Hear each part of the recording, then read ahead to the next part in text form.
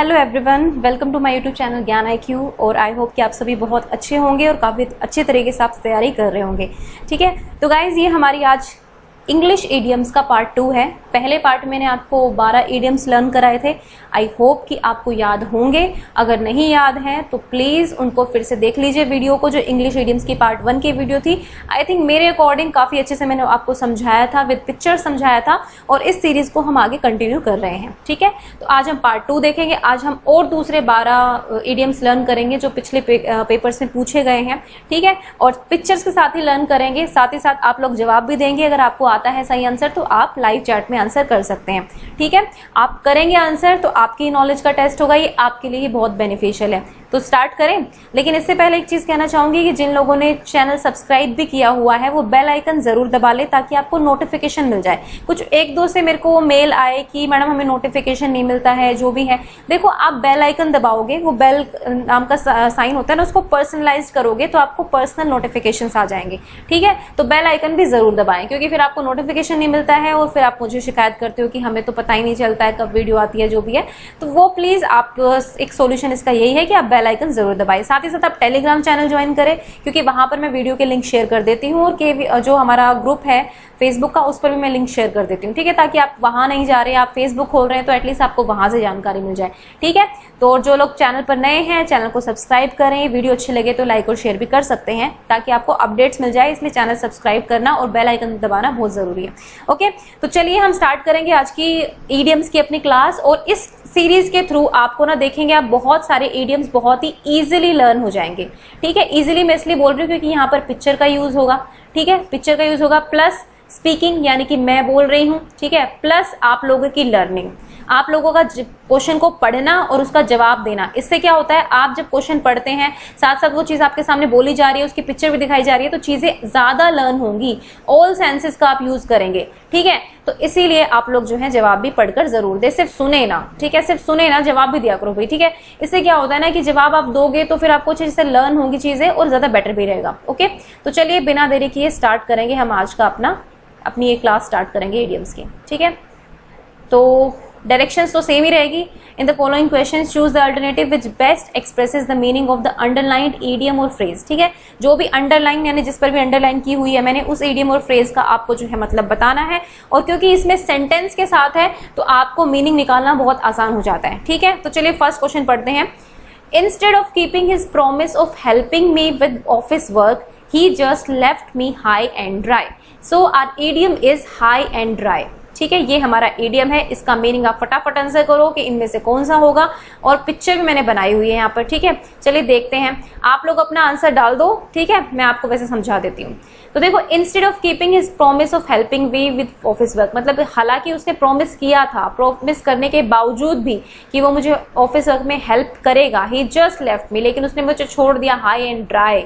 देखो अब इस पिक्चर में समझो चीज को। ठीक है, हाई एंड ड्राई, हाई मतलब ऊंचा भी है, ठीक है, और ड्राई मतलब सूखा भी है। अगर मैं इस पिक्चर की बात करूं तो गीला नहीं हो रहा ना, पानी तक नहीं जा रहा है। ठीक है, इसका मतलब क्या है कि ये चीज बिल्कुल अलोन हो गई है, अलग हो गया है बिल्कुल। ठीक है, यानी कि यहाँ पर ये शिप जो है, नाव है, जो भी है, ये बिल्कुल अलग हो गई है, समुद्र से बिल्कुल अलग हो रही है, इसलिए ड्राई भी हो गई है। ठीक है, हाई बिल्कुल चली गई है, दूसरों से भी अलग हो चुकी है। दूसरी शिप तो यहाँ चलेंगी ना, दूसरी बोट तो आपकी यहाँ ट्रेवल करेंगी, यहाँ ट्रेवल करेंगी, लेकिन ये बोट बिल्कुल अलग थलग पड़ गई है। ठीक है, बिल्कुल अलोन हो गई है। ठीक है, तो इसका आंसर क्या होगा आपको समझ में आ गया होगा। Left me in state of anger, मुझे गुस्से में छोड़ जाना।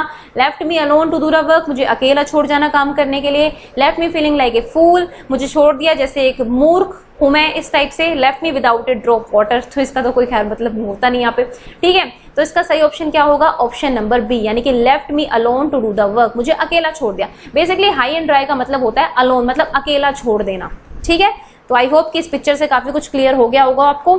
और जो लोगों मतलब आंसर जो सही कर रहे हैं, कुछ लोगों को शायद पिक्चर से हेल्प मिली होगी, कुछ को सेंटेंस से हेल्प मिली होगी।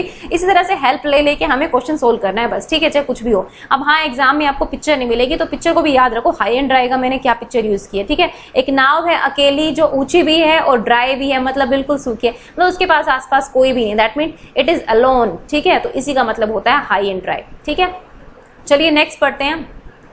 Before the report reach the authority the media spilled the beans. अब देखिए मीडिया की सवाल आ गई, वैसे हालांकि सेंटेंस से ही आपको मीनिंग बहुत क्लियर हो रहा होगा। Before the report reach the authority मतलब अथॉरिटी के पास, अधिकारियों के पास रिपोर्ट पहुंचने से पहले ही the media spilled the beans, यानी कि spill the bean in the idiom, ठीक है, स्पिल द बीन बोलते हैं, हालांकि ये पास्ट टेंस में इसलिए यहाँ पे ईडी यूज किया गया है, वैसे ईडियम होता है स्पिल द बीन्स, ठीक है। स्पिल द बीन्स, भाई आपके हाथ में कटोरा था, कटोरे में कुछ बीन्स थी, आपके हाथ से कटोरा छूट गया और सारी बीन्स जो है वो गिर गई नीचे, स्पिल हो गई, ठीक है। तो ये बेसिकली इसका वैसे एग्जैक्ट मीनिंग ये होगा, कटोरे में से कुछ गिर जाना, बीन्स गिर जाना। ड्रॉप द चार्जेस मतलब कि आपके हाथ से चार्जेस छूट जाना। Spill the content of the package, जो भी पैकेज का कंटेंट था वो सारा गिर गया। हिंटेड एट द कंसिक्वेंसेज, भाई परिणामों की तरफ इशारा। देखिए कॉन्सिक्वेंसेस क्या होते हैं, परिणाम, परिणामों की तरफ इशारा। या फिर रिवील्ड द सीक्रेट इन्फॉर्मेशन। तो अब यहाँ पे सेंटेंस से क्या मीनिंग निकल रहा है, देखिए ये औरत इस लेडी को क्या बता रही है, कुछ ऐसा बता रही है ना जो सीक्रेट है, और ये बहुत ही चुपके चुपके बोल रही है, ठीक है। तो मतलब आप देख सकते हैं एक्सप्रेशन के थ्रू ये आराम से सुन रही है, जैसे हाँ मैं तो सुनी नहीं हूँ, लेकिन ये चुपचाप उनको सीक्रेट बता रही है। तो मीडिया ने यहाँ पर यही काम किया है। बिफोर द रिपोर्ट, इससे पहले कि अथॉरिटी के पास पहुंचती, मीडिया ने पूरे मामला ही लीक कर दिया, ठीक है, यानी कि उन्होंने एक ऐसा सीक्रेट रिवील कर दिया जो हमको नहीं करना चाहिए था, ठीक है। सीक्रेट रिवील करना, एक तरह से राज खोल देना, ठीक है। तो ऑप्शन नंबर डी जो है इस क्वेश्चन का करेक्ट ऑप्शन होगा। ओके, तो आई होप क्लियर हो गया होगा सबको। अब चलिए नेक्स्ट इडियम देखते हैं। आंसर करते रहना अपने कि आप लोग कितना अंदाजा सही लगा पाए हो या कितने आप क्वेश्चन ठीक कर पाए हो, ठीक है। नेक्स्ट तो बहुत आसान है, ये तो मुझे लगता है सब कर देंगे। थर्ड क्वेश्चन है, his friend turns out to be a snake in the grass, ठीक है, मतलब उसका दोस्त जो है एक मतलब घास में छिपा हुआ सांप निकला, ठीक है। देखिए घास में जब सांप छिपा होता है इसका मतलब क्या होता है, सपोज आप वॉकिंग कर रहे हैं किसी ग्रास वाले एरिया में, ठीक है। हम भी जब वॉकिंग करते हैं, एक तो होती है इस टाइप की ग्रास होती है, थोड़ी लंबी लंबी होती है ना, ये श्रब्स टाइप की ग्रास होती है, और एक होती है बहुत छोटी छोटी ग्रास, ठीक है, हालांकि उसमें भी कुछ भी निकल सकता है।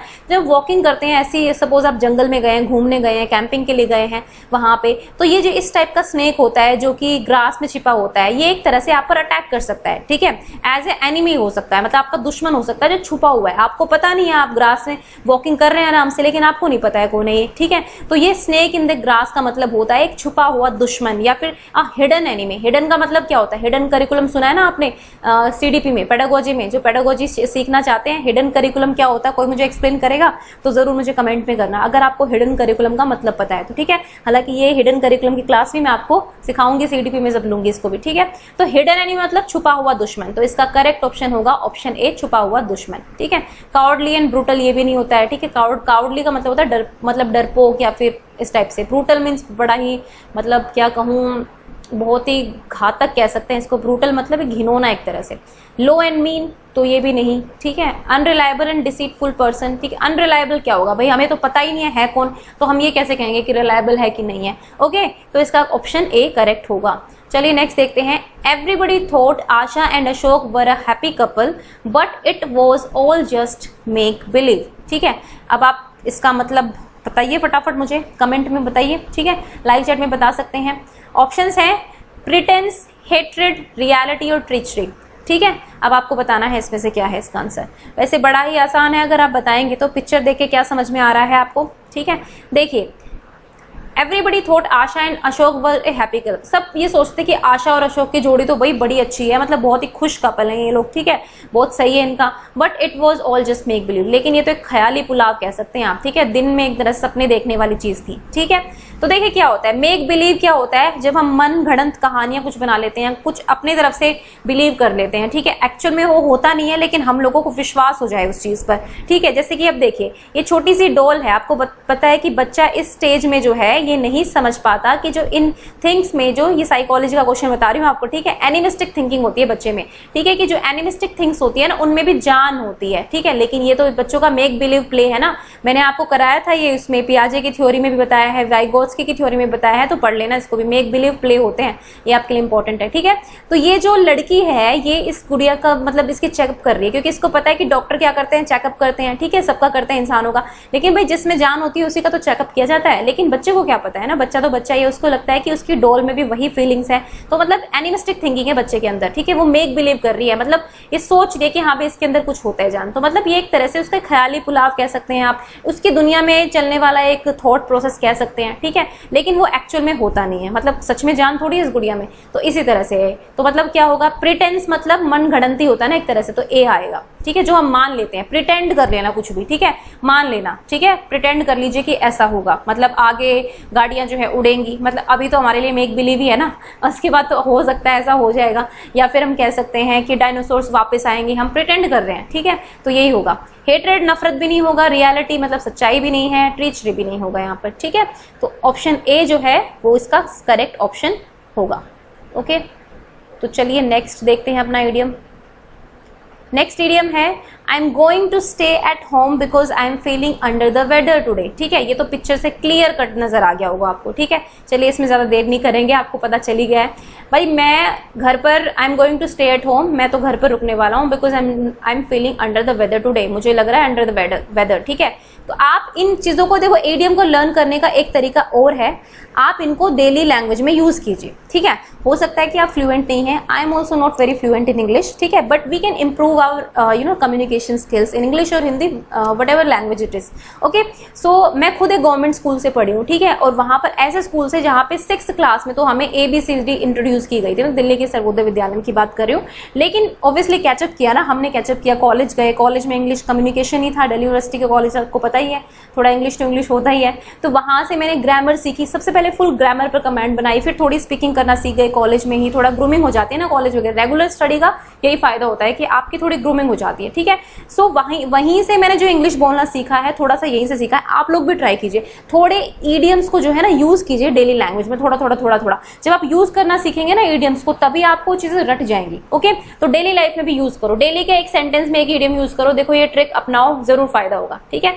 सो अंडर द वेदर, इसका मतलब क्या होगा, ऑब्वियसली सिक, आपको दिख रहा होगा, ये बादल तो इसलिए बनाए गए कि अंडर द वेदर का समझाने के लिए, भाई अंडर द वेदर है, ठीक है भाई। ऐसा मान लो कि वेदर बहुत खराब थी और हम बैड वेदर में बाहर गए और हम बीमार हो गए, घर आकर बैठ गए चुपचाप, क्योंकि हम बीमार हो गए इस बैड वेदर की वजह से। सो अंडर द वेदर को कनेक्ट कर लो बैड वेदर से, जिसकी वजह से हम बीमार हो जाते हैं, तो इसका सही ऑप्शन होगा सिक, ठीक है, ये इसका प्रॉपर ऑप्शन होगा।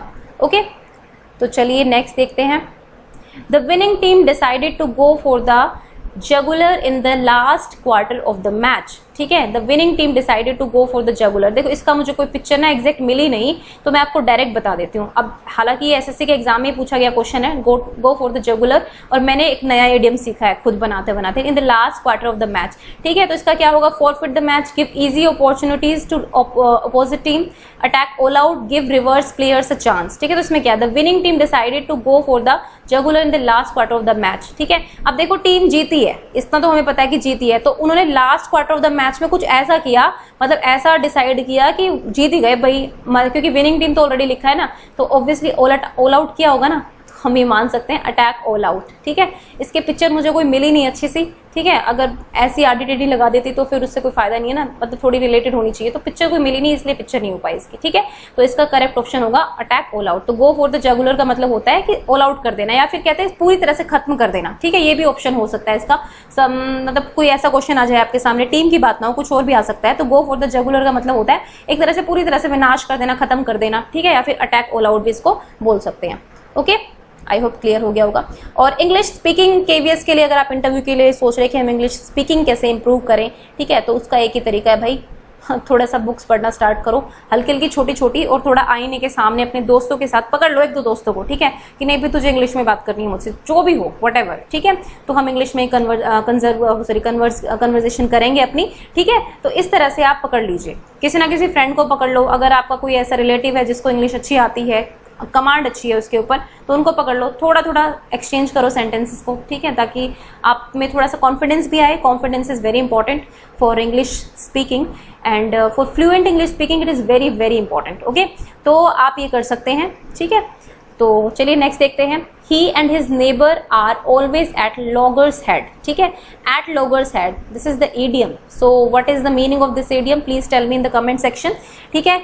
And abusing each other, disagreeing on everything, agree on everything, aloof from each other, ठीक है, अब देखो इस पिक्चर से आपको क्या समझ में आ रहा है, क्या कर रहे हैं, दोनों हर्ट हैं बट ये लड़ाई कर रहे हैं, है ना, लग रहा है ऐसा ही लड़ाई सी कर रहे हैं। तो बताओ क्या होगा इसका आंसर, एट लॉगर्स हेड।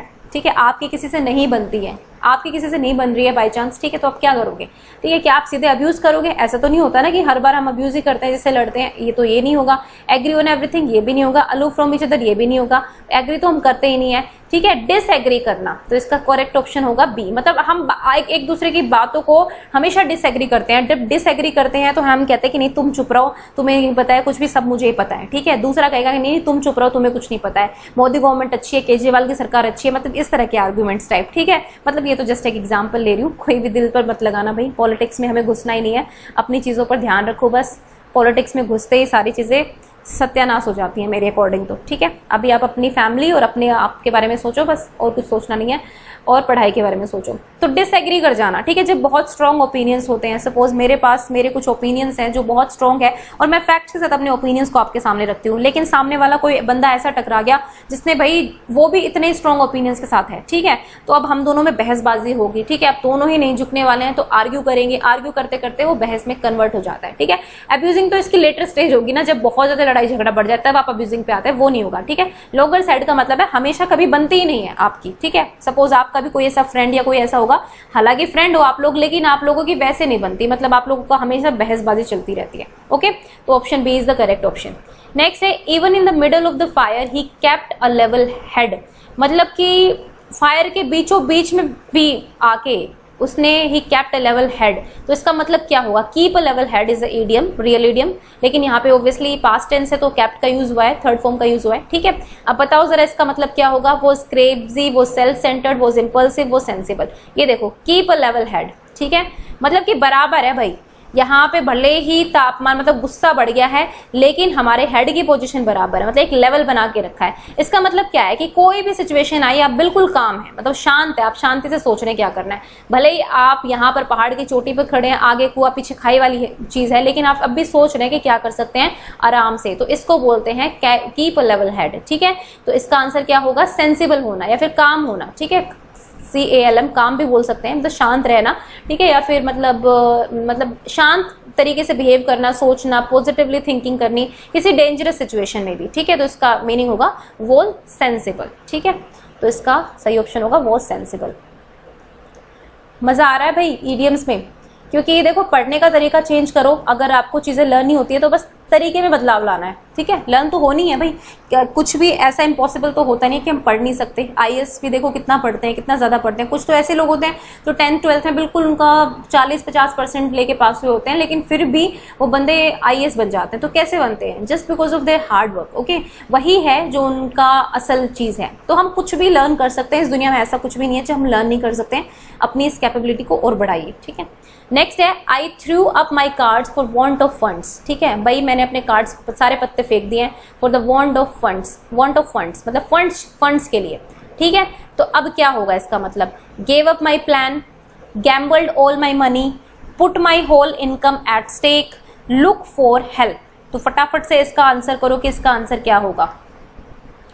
देखो थ्रू अप माई कार्ड का मतलब होता है कि एक तरह से आपको मतलब एक तरह से हार मान लेना, ठीक है। मतलब आप सब कुछ ट्राई कर चुके हैं लेकिन कुछ भी नहीं बचा आपके पास, तो आपने अपने सारे पत्ते फेंक दिए हैं भाई, छोड़ो, ठीक है। इसकी भी मुझे कोई एग्जैक्ट पिक्चर नहीं मिली, सॉरी गाइज, मतलब कुछ ऐसा मिला नहीं जो मुझे लगा कि रिलेट हो रहा है, ठीक है। इसलिए मेरी बात सुन के समझ जाओ बस इसको, ठीक है। थ्रू अप कार्ड्स मतलब आपने सारे पत्ते फेंक दिए भाई, अब कुछ नहीं हो सकता। जैसे आप रमी वगैरह खेलते हो ना, सपोज आप रमी खेल रहे हो, नॉट गैम्बलिंग, ओके, मैं जुए की बात नहीं कर रही हूँ, एक नॉर्मल जब हम फ्रेंड्स के बीच में ऐसे ही बिना कुछ सट्टा लगाए ये सब हम खेलते हैं रमी, मतलब मैंने भी बचपन में खेली है, बट हम लोग तो फन के लिए खेलते थे, हमने कभी गैम्बल करने के लिए नहीं खेला, ठीक है।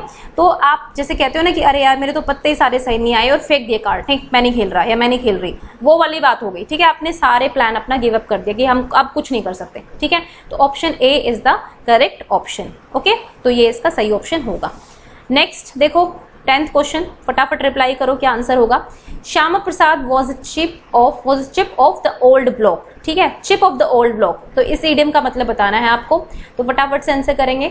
Someone similar in character to one's father, a common boy of the locality, an experienced old man, a being of the old generation. अगर मैं आपको ये पिक्चर नहीं देती तो आई डोंट थिंक सो कि आप जिसने नहीं पढ़ा वो इसका आंसर कर पाता। आप लोग मुझे लगता है सब ऐसे कहते हैं एक्सपीरियंस्ड ओल्ड मैन या फिर ठीक है being of the old generation, मतलब श्यामा प्रसाद मुखर्जी का नाम सब जानते हैं, आप उसी से रिलेट करते हैं, लेकिन इसका मतलब होता है was a chip off the old block, ठीक है, यानी कि अपने पिता के समान दिखना, ठीक है, अपने पिता के समान कैरेक्टर होना, मतलब कि उनके जैसा ही चाल चलन होना आपका, ठीक है, उनके जैसे गुण होना, इस तरह से। तो option number A is the correct option. Chip of the old block means someone similar in character to one's father. इनको देख लीजिए, ठीक है, ये फादर एंड सन है, ये एक दूसरे के जैसे ही लगे हुए हैं, बिल्कुल सेम आइसक्रीम, सेम कपड़े, same all over same. Okay, तो ये इसका सही ऑप्शन होगा। ओके, तो चलिए अब लास्ट 2 इडियम्स की तरफ बढ़ते हैं। देखो अब 24 इडियम हो जाएंगे आपके, इनको लर्न कर लो, और अभी मैं क्वेश्चन पूछूंगी आपसे एंड में, उनके जवाब देना मुझे, ठीक है, मैं आपको जस्ट पूछ लूंगी तो वो क्वेश्चन मुझे बताने हैं आपको, जो पिछली बार हमने इडियम कराए थे, ठीक है, तो वो हम करेंगे। तो चलिए नेक्स्ट है, Russell Peters really brought the house down with his spectacular performance at the club yesterday. ठीक है भाई, रसेल पीटर्स ने सारा ब्रॉड द हाउस डाउन अपनी स्पेक्टेकुलर बहुत ही अमेजिंग परफॉर्मेंस के साथ जो उसने क्लब में की कल, ठीक है, यस्टरडे मीन्स कल। तो इसका क्या मतलब होगा, देखिए यहाँ पर भाई यही मान लो कि यही परफॉर्मेंस की है उसने, तो क्या है, पुल्ड डाउन अ बिल्डिंग, कि बिल्डिंग को ही पुल डाउन करना, बिल्कुल नहीं, जो डायरेक्ट आपको दिखते हैं ना वो तो कभी होते ही नहीं है। Amused the audience greatly, defamed family, defamed family मतलब परिवार की बदनामी करना, पास्ड ए बिल अनएनिमसली, ठीक है, बिना किसी की रजामंदी के आपने बिल पास कर दिया, मतलब बिना किसी के निर्विरोध मतलब बिना विरोध के आपने बिल पास कर दिया, ये भी नहीं होता है। इसका सही ऑप्शन होता है अम्यूज द ऑडियंस ग्रेटली, मतलब लोगों को बहुत ही ज्यादा प्रसन्न कर देना, एक तरह से कि लोग क्लैपिंग करने पर, आपकी वाहवाही करने पर मजबूर हो जाए, ठीक है। तो ये जैसे स्टूडेंट्स हो जाते हैं ना अपने, अगर टीचर बहुत अच्छा हो तो स्टूडेंट्स बहुत ज्यादा कहते हैं कि yes we love you ma'am, we like you ma'am, मतलब छोटे बच्चे बहुत करते हैं, जब उनको लगता है ना उनको थोड़ा सा प्यार दिखा दो और बच्चे बहुत आपको सब कुछ देने को तैयार हो जाते हैं। मतलब आप यकीन नहीं मानेंगे, आप खुद टीचर बनेंगे तो आप समझेंगे, टीचर्स डे पे मतलब इतने सारे गिफ्ट, इतने सारे सरप्राइजेस बच्चे लेकर आते हैं, मतलब ना कहने के बावजूद भी बस उनको ये लगता है कि नहीं हम अपने टीचर को क्या दे दें, मतलब you know they are kids, बहुत ही मासूम होते हैं। तो आप भी कभी ऐसा एक्सपीरियंस मिलेंगे, बस आपको तैयारी जारी रखनी है, आपको भी ऐसे एक्सपीरियंस बहुत सारे मिलेंगे कि आप भी किसी का जो है रोल मॉडल हो सकते हैं कभी जिंदगी में, ठीक है। और मैं तो कहती हूँ कि अगर आप क्लियर कर जाते हैं एग्जाम तो आप भी यूट्यूब पे आए, आप भी ऑनलाइन पढ़ाएं, आप भी आपके पास जो नॉलेज है उसको शेयर करें, ठीक है, क्योंकि लोगों को ना गाइडेंस नहीं होती है, बच्चे बहुत भटक रहे होते हैं, कभी कोचिंग के चक्कर में, किसी को फाइनेंशियल दिक्कत होती है, हमें क्या पता किसी के घर में क्या दिक्कत है ना। तो मैं भी आपको इसी चीज के लिए मोटिवेट करूंगी कि कल को अगर आप लग जाते हैं नौकरी, मतलब मैं ये नहीं कहती आप स्ट्रेस लीजिए, बट अगर आप कुछ सोसाइटी के लिए कर सकते हैं, अगर आप कुछ मतलब दे सकते हैं सोसाइटी को, तो आप प्लीज दे। मतलब आप सोचे, अपने आप को याद करके सोचो कि मेरा टाइम, मुझे कोई गाइडेंस नहीं था तो मैं किसी को गाइड करूं। जब आप क्लियर कर लेंगे ना एग्जाम, मतलब आराम से कीजिए, जब आप खुद सेटल हो जाए लाइफ में तब सोचना एक बार, मतलब ये एक अच्छा ख्याल है। ओके, तो चलिए नेक्स्ट देखते हैं, Sunil's dog in a manger. तो Sunil's dog in a manger attitude did not help to settle the matter, ठीक है। तो डॉग इन ए मेंजर का मतलब क्या है, यहाँ पे ये नहीं है कि Sunil's dog in a manger attitude, ये एटीट्यूड की बात हो रही है, यहाँ पे नहीं हो रही उसके डॉग के बात नहीं हो रही कि सुनील का डॉग है, ऐसी कोई बात नहीं हो रही है। मतलब इस टाइप का attitude, dog in a manger attitude, ये एक टाइप का एटीट्यूड है, ठीक है। तो ये क्या है, अब देखो ये क्या कर रहा है, ये वैसे शेड है एक तरह की जो इस काऊ के बच्चे की है, ठीक है, लेकिन ये बंदा है भाई, ये एक डॉग है, लेकिन ये जोश जमा रहा है, इनको निकाल दिया यहाँ से बाहर, ठीक है। मतलब इसके तो यूजफुल है ही नहीं, इसके लिए तो ये घास वास कुछ भी यूजफुल नहीं है, लेकिन स्टिल ये इनको देना नहीं चाहता वो चीज। इसका मतलब क्या होता है, डॉग इन ए मेंजर का मतलब होता है सेल्फिश होना, ठीक है, आंसर होगा सेल्फिश। मतलब आप इतने खुदगर्ज हो कि आपको तो उस चीज की जरूरत भी नहीं है, लेकिन जिसको जरूरत है आप उसको भी बाहर निकाल रहे हो कि नहीं आपको भी नहीं दूंगा। तो इस टाइप का एटीट्यूड जो होता है वो होता है dog in a manger attitude, ठीक है। तो यहाँ पे इस डॉग की बात नहीं हो रही है, सुनील का कोई डॉग नहीं है, बल्कि सुनील का dog in a manger attitude है, जिसने मैटर को सेटल डाउन होने ही नहीं दिया, ठीक है। जैसे हम कह सकते हैं इंडिया और चाइना, ठीक है, ये एग्जांपल भी याद रखो कि चाइना का एटीट्यूड ही ऐसा है, उसका dog in a manger attitude है कि वो हमेशा विस्तारवादी पॉलिसीज पर रहे। अब वो चाह रहा है कि लेह लद्दाख का जो हिस्सा है वो उसको मिल जाए, पेंगोंग लेक वाला पूरी पेंगोंग लेक को ही कब्जाना चाह रहा है, ठीक है। तो it is China's dog in a manger attitude, ठीक है। तो मैंने एक और एग्जांपल आपको समझा दिया करंट सिचुएशन से रिलेट करके, ठीक है। तो ये आपके क्वेश्चन थे 12। अब मैं आपको लास्ट जो मैंने इडियम्स कराए थे उसमें से 2 क्वेश्चन दे रही हूँ, आप उनके आंसर जरूर करना। विदाउट पिक्चर दूंगी कि आपको कितना याद है कितना नहीं है, ठीक है। 2 क्वेश्चन दे रही हूँ उसके मैं, तो जरूर उनके आंसर करना। सो ये आपके 2 क्वेश्चंस हैं, ठीक है। आज के क्विज मतलब आपके लिए क्वेश्चन है जो लास्ट वीडियो में मैंने कराए थे इडियम्स, तो रिवीजन का हो गया। तो इन दोनों का आंसर करो, ठीक है। इन दोनों का आंसर मुझे चैट में या फिर मैसेज में जरूर रिप्लाई कर देना कमेंट सेक्शन में, ठीक है। तो ये आपके 2 मैंने आपके क्वेश्चन दिए, तो 12 मैंने आपको करा दिए हैं। 2 ये रिविजन है आपका पिछली वीडियो से, ठीक है, जो पहले पार्ट 1 था इडियम का, उससे लिए दोनों क्वेश्चन। जिन्होंने वो वीडियो नहीं देखी थी वो मैं इसमें लिंक दे दूंगी प्लेलिस्ट का इडियम्स का, वो भी आप देख सकते हैं, ठीक है। तो गाइज ये थे हमारे आज के इडियम्स। आपको कैसी क्लास लगी, अच्छी लगी, बुरी लगी, जो भी हो मेरे को बता देना, ठीक है। क्रिटिसाइज करना है तो भी कर लेना, मुझे सच में कोई फर्क नहीं पड़ता है इन चीज़ों से, लेकिन ये है एक पॉजिटिव वे में हो। मतलब मैं तो क्रिटिसिज्म लेती हूँ हमेशा कि चलो ठीक है इंप्रूवमेंट का स्कोप है तो हम इंप्रूवमेंट जरूर करेंगे, ठीक है, बट एक डिसेंट वे में, ठीक, ओके। क्योंकि कर्म अपने साथ ही चलते हैं भाई, ठीक है, वो किसी और के पास नहीं जाएंगे, वो आपके पास ही रहेंगे। तो प्लीज इन क्विज का जो है रिप्लाई करना मुझे दोनों क्वेश्चंस का, ठीक है, और अपनी तैयारी जारी रखें एंड बेल आइकन दबा लेना ताकि आपको जो सारी नोटिफिकेशन है टाइम टू टाइम मिल जाए, okay. And thank you for watching ज्ञान IQ।